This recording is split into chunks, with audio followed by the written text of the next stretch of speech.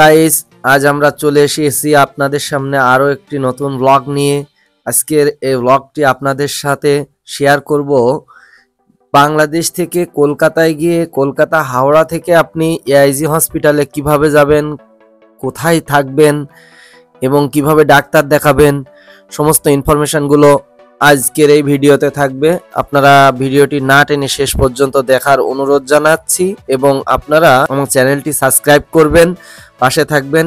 এমন নতুন নতুন ভিডিও আপনাদের সাথে শেয়ার করার জন্য অবশ্যই আমি আছি। এখন চলে এসেছি আমরা ইতিমধ্যে 2 রাত 1 দিনের জার্নি শেষ করে আমরা সেকেন্দ্রাবাদ স্টেশনে এসে পৌঁছেছি।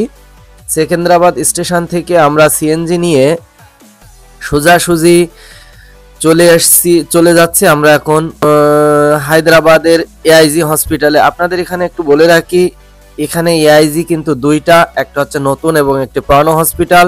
তবে আপনারা নতুন পুরানো যেটাই দেখান, তবে আমার মনে হয় আমি নতুনটাই দেখিয়েছি, এখানে রেজাল্ট ভালো পেয়েছি। তবে নতুনটাই দেখানোটাই বেটার হবে। আর নতুনটা সবসময় মনে রাখবেন গাছিপল্লিতে অবস্থিত। এটা আপনাকে সিএনজি ড্রাইভাররা অনেকভাবে বলবে যে এই তো কাছে, এই কাছে, তবে না। সেকেন্দ্রাবাদ স্টেশন থেকে এটা দূরত্ব 19 থেকে 20 কিলোমিটার। আমরা কথা বলতে বলতে এআইজি হসপিটালের সামনে এসে পৌঁছেছি। এআইজি হসপিটালের গেট দিয়ে ভিতরে প্রবেশ করলাম। সামনে দেখতে পাচ্ছেন এআইজি হসপিটাল। আমার সাথে আমার সফর সঙ্গী ছিল আরও এক ভাই, নাম হচ্ছে রুহুল আমিন ভাই এবং আমরা দুইজনই এআইজি হসপিটালে ট্রিটমেন্টের জন্য আসছিলাম।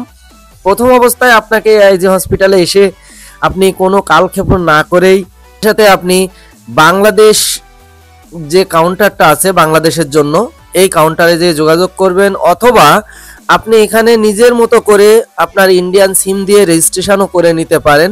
তবে আমরা প্রথম অবস্থায় কাউন্টারে গিয়েছিলাম। কাউন্টারে যে আমাদের বাংলাদেশের যে কাউন্টার, সেখানে গেছিলাম, যে সেখান থেকে আমরা রেজিস্ট্রেশন করে নিয়েছিলাম। তবে আমার সামনে যেটা দেখতে পাচ্ছেন, এটা হচ্ছে আপনি সেলফ রেজিস্ট্রেশন ডেস্ক।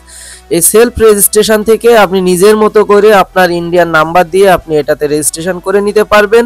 কোন ডাক্তার দেখাবেন, আপনার এজ, আপনার ইনফরমেশনগুলো দিয়ে এখান থেকে রেজিস্ট্রেশন করে নেবেন। তারপরে আমরা কমপ্লিটলি রেজিস্ট্রেশন করে আসছিলাম হেল্প ডেস্কে আসার পরে এখানে আমরা বিভিন্ন রকম ইনফরমেশন নিয়েছিলাম এনার কাছ থেকে, যে আমরা কোথায় কি করব। তারপরে উনি আমাদেরকে অনেক সুন্দরভাবে ইনফরমেশন দিয়েছে এবং একটা লিস্টও আমাদের দেখিয়ে দিয়েছে যে এটা দেখেন আপনারা কোন জায়গায় কোন ডাক্তার দেখাবেন। এখন ইতিমধ্যে আমরা ওনার কাছ থেকে সম্পূর্ণ কাজ শেষ করে আমরা চলে আসছিলাম। ওখান থেকে আসার পরে আমরা প্রথম অবস্থায় সিঁড়ি দিয়ে উপরে ওঠার চেষ্টা করছিলাম। তবে আমাদের নিচ থেকে উপরের দিকে ওঠার জন্য যে সিঁড়িটা, এই সিঁড়িটা ব্যবহার করে আমরা উপরের দিকে উঠছি। উপরে 2 তলায় যেয়ে আমরা সামান্য একটু বাম দিকে ঘুরলেই ডক্টর দেখানোর কাউন্টার ছিল। এখানে এম ব্লকে ডক্টর দেখবে একথা বলে দিছিল। তবে আমরা সিঁড়ি দিয়ে উপরে উঠেই ডান দিকে যেই দেখি ডক্টর ডেস্ক এম ব্লকে ডক্টর পিএন রাও, উনি হচ্ছে ডিরেক্টর অফ চিফ হেপাটোলজি ডিপার্টমেন্টে ডক্টর পিএন রাও। আমরা ডক্টর পিএন রাওকে দেখিয়েছিলাম। দেখানোর পরে উনি আমাদেরকে অনেকগুলো রিপোর্টের কথা বলছিল। ডক্টর পিএন রাও ছাড়াও আপনি অনেক ডক্টর দেখাতে পারবেন। ডক্টর রূপা ব্যানার্জি, আমাদের পেটের সমস্যার জন্য এআইজি হসপিটাল এশিয়ার মধ্যে ফার্স্ট জায়গা দখল করে আছে। এই হসপিটালে প্রচুর পরিমাণে ভিড় হয়। এখানে ভিড় হবে না কেন? কারণ এশিয়ার মধ্যে সর্ববৃহৎ একটা জায়গা দখল করে রাখছে যে হসপিটালটি গ্যাস্ট্রোলজি ডিপার্টমেন্টের সবথেকে best of the department AIG hospital আমি মনে করি। হসপিটালের পরিবেশ, পরিষ্কার পরিচ্ছন্নতা এবং আপনার সাবলীল ব্যবহার প্রত্যেকটা মানুষের আপনার মন কেড়ে নেবে, যা দেখলে আপনাকেও ভালো লাগবে অনেক বেশি। ডক্টর দেখানো শেষ করে আপনি যে রিপোর্টের জন্য রিপোর্ট করানোর জন্য স্যাম্পল দিতে হবে। তবে এই স্যাম্পল দেওয়ার মধ্যে প্রায় আমাদের দুপুর গড়িয়ে গেছে। তো আমরা এর মধ্যে চেষ্টা করলাম আমাদের দুপুরের খাবারটা খাওয়ার জন্য। তবে দুপুরের খাবারটা খাওয়ার জন্য আমরা সেখান থেকে নিচে এসে আমরা ভিতরে প্রবেশ করছিলাম ক্যান্টিনের জন্য, তবে পাশেই ক্যান্টিন, নিচতলায় ক্যান্টিনে প্রবেশ করলাম। ক্যান্টিনের ভিতরে আমরা যে প্রথমে অবস্থায় দেখলাম আসলে এখানকার নিয়মটা একটু ভিন্ন। আপনাকে আগেই জানতে হবে কিভাবে খেতে হবে এবং সিস্টেমগুলো কি। তবে আপনাকে প্রথম অবস্থায় যে নিয়ম সেটা হচ্ছে আপনার হেল্প ডেস্ক বা যেখানে আপনি কাউন্টার বলতে পারেন, কাউন্টারে যে ওখানে আপনাকে কি খাবার খাবেন সেই খাবারের নাম উল্লেখ করে আপনাকে টাকা জমা দিতে হবে। এখানে সিরিয়ালি মেনটেন করে টাকাটা জমা দিতে হবে। টাকা জমা দেওয়ার পরে আপনাকে তিনারা একটা লিস্ট ধরিয়ে দেবে।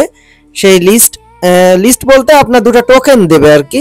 এই যে আমাদের সামনে যেটা আসছে এটা হচ্ছে খাবারের রেট, প্রত্যেকটা খাবারের রেট। এই খাবারের রেট দেখে আপনি আর কি ওখানে টাকা জমা দেবেন। দেওয়ার পরে আপনাকে দুইটা টোকেন ধরিয়ে দেবে। টোকেন দুইটা নিয়ে আপনি সামনের কাউন্টারে যেয়ে জমা দেবেন। সেটাও সিরিয়ালি আপনাকে জমা দিতে হবে। এই যে দুইটা টোকেন দেখতে পাচ্ছেন, এই দুইটা টোকেন, একটা টোকেন আপনি জমা দেবেন। দেওয়ার পরে আপনার কিছু সময় লাইনে দাঁড়ায় থাকতে হবে। তারপরে ওনারা আপনার টোকেন দিয়ে ডাক দেবে যে আপনার খাবার কমপ্লিট হয়েছে, আপনি নিয়ে যান। তখন আপনি খাবারটা আর একটা টোকেন জমা দিয়ে খাবারটা নিয়ে আসবেন। নিয়ে আপনি যথাযথ স্থানে আপনার খাবার আপনি খাবেন। আমরা দুইজন ছিলাম, যেহেতু আমরা 200 টাকার মতো খেয়েছিলাম। তবে খাবারের মান আসলে মোটামুটি ছিল, খুব ভালো বলতে পারবো না। তো খাওয়া শেষ করে আমরা ফার্মেসির দিকে আসছিলাম একটু। মানে আপনারা যে ফার্মেসি দেখছেন এখানে কিন্তু কোনো রকম ছাড় পাবেন না। তবে বাইরে থেকে যতগুলো ফার্মেসি থেকে আপনি ওষুধ নেবেন, তবে বাবু খান লেনের এই রোডে যতগুলো ফার্মেসি পাবেন প্রত্যেকটা ফার্মেসিতে প্রায় আপনার 25% ডিসকাউন্ট দেবে। তবে এই হসপিটালের ফার্মেসিতে কোনো রকম ডিসকাউন্ট নেই। তবে ওষুধ একই রকম, নিঃসন্দেহে আপনি ভাবতে পারেন ওষুধ একই রকম, কোনো রকম ওষুধের মানে এদিক ওদিক হয় না এখানে, এটা একটা নিশ্চিতভাবে বলে দিতে পারি। আর ফার্মেসিতে এখান থেকে ওষুধ নিলে আপনি কোনো ওষুধ ফেরত দিতে পারবেন না এবং এখানে কোনো ওষুধে ডিসকাউন্ট আপনাকে দেবে না। যে দাম সেই দামই রাখবে। অন্যান্য জায়গায় ওষুধ আপনি 25% ডিসকাউন্ট পাবেন। এ কথা বলতে বলতে আমরা আবার চলে আসলাম আমাদের নিচের দিকে, কারণ আমাদের কিছু কাজ বাকি ছিল, স্যাম্পল দেওয়ার কিছু কাজ বাকি ছিল। আমরা নিচে চলে আসছিলাম স্যাম্পলের জন্য আবার। তো এটা করতে করতে আপনাদের সাথে একটু বলে রাখি, শেয়ার করে রাখি, যেটা আপনারা ডক্টর দেখিয়ে রেজিস্ট্রেশন কমপ্লিট করলে রেজিস্ট্রেশনের জন্য আপনাকে প্রথম অবস্থায় 100 টাকা দিতে হবে। তারপর ডক্টর দেখানোর জন্য আপনাকে দিতে হবে 400 টাকা। 400 টাকা দিয়ে আপনি একবারই 400 টাকা দেবেন, দিয়ে রেজিস্ট্রেশন করবেন। আর আপনাকে কোনো টাকা দেওয়া লাগবে না ডক্টরের জন্য। তারপর আপনি যতবার ইচ্ছা ততবার ডক্টর বাবুকে দেখাতে পারবেন। এর জন্য আপনাকে আর কোনো এক্সট্রা চার্জ দেওয়া লাগবে না। স্যাম্পল দেওয়ার জন্য আমরা আবারও অন্য আরেক জায়গায় গেছিলাম। তবে এখানে ওয়েটিং রুমের যে পরিবেশ দিকে মনে হচ্ছিল যে মনে হয় অনেক ভিড় হবে বা অনেক সময় লাগবে। অ্যাকচুয়ালি না, এখানে মানে আপনার স্যাম্পল নেওয়ার জন্য অনেকগুলো কাউন্টার আছে। তবে আমরা এখন এন্ডোস্কোপি করার জন্য এখানে সিরিয়ালে আছি। তবে এন্ডোস্কোপিটা করার জন্য আপনাকে টাইম লাগে। এখানে অ্যানেস্থেশিয়া দিয়ে এন্ডোস্কোপি করে। এখানে আপনার অ্যাটেন্ডেন্ট দরকার হয়, তাছাড়া আপনি এটা করতে পারবেন না। তবে যদি আপনি কাউকে বলেন অ্যাটেন্ডেন্ট হওয়ার জন্য, তাহলে আপনাকে অনেকে সহযোগিতা করে কম বেশি, তবে ডক্টর থেকে কেউ না। এখন আপনি আমার সামনে যেটা দেখতে পাচ্ছেন এটা হচ্ছে রিপোর্ট প্রিন্টিং বলতে আপনি রিপোর্টের জন্য কোথাও আপনাকে দাঁড়িয়ে থাকা লাগবে না। আপনার রিপোর্ট হয়েছে কি হয়নি সেটা আপনি এই ডেস্কে এসে আপনার মোবাইল নাম্বার দিয়ে ডক্টরের নাম দিয়ে সার্চ করে আপনি বের করে নিতে পারবেন আপনার রিপোর্টটা। সবগুলো কাজ সম্পূর্ণ করতে আপনাকে প্রায় 2 থেকে 3 দিনের মতো সময় লাগবে। এর মধ্যে আপনি দেখিয়ে কমপ্লিট করবেন। বাবু খান লেনে আপনারা বিভিন্ন রকম হোটেল পেয়ে যাবেন। হোটেলগুলো কম রেটে পাবেন, 600-700 টাকা থেকে শুরু করে 2000 টাকা পর্যন্ত হোটেলের রেট আছে। তবে আপনারা যাচাই বাছাই করে নিতে পারবেন। এতক্ষণ আমাদের সাথে থাকার জন্য অসংখ্য ধন্যবাদ। ভিডিওটি অবশ্যই শেয়ার করবেন, সবাইকে দেখার সুযোগ করে দিবেন। আল্লাহ হাফেজ।